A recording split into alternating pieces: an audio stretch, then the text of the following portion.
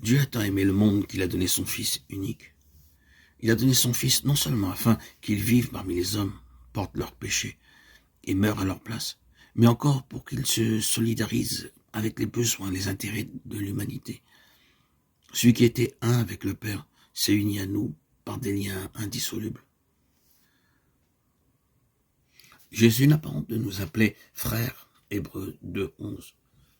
Il est notre propitiation, notre avocat, notre frère. Il paraît revêtu de notre humanité devant le trône du Père, et il sera pendant toute l'éternité un avec la race humaine qu'il a rachetée.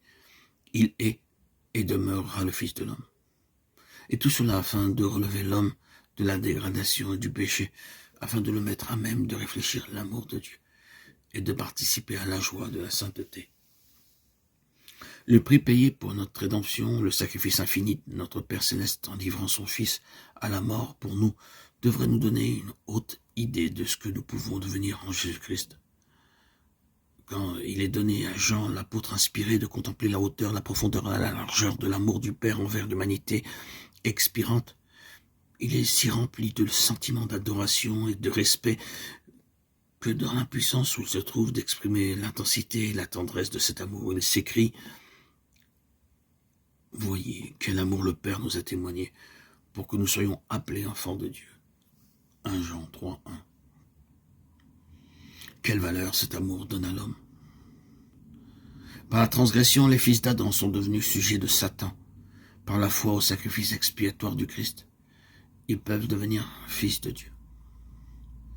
En revêtant la nature humaine, Jésus-Christ élève l'humanité.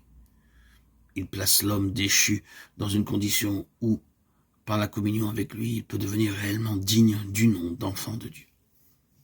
Enfant du roi céleste. Précieuse promesse.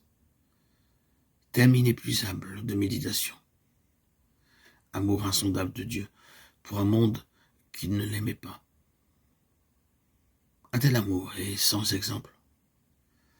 Il surpasse celui d'une mère pour son enfant égaré. Sa contemplation subjugue l'âme et rend les pensées captives de la volonté divine. Plus nous étudions le caractère de Dieu à la lumière de la croix, plus nous y découvrons de clémence et de tendresse.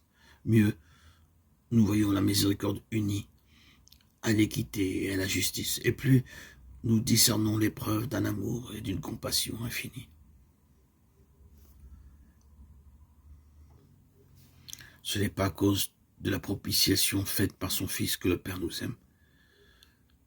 C'est parce qu'il nous aime qu'il a pourvu à cette propitiation.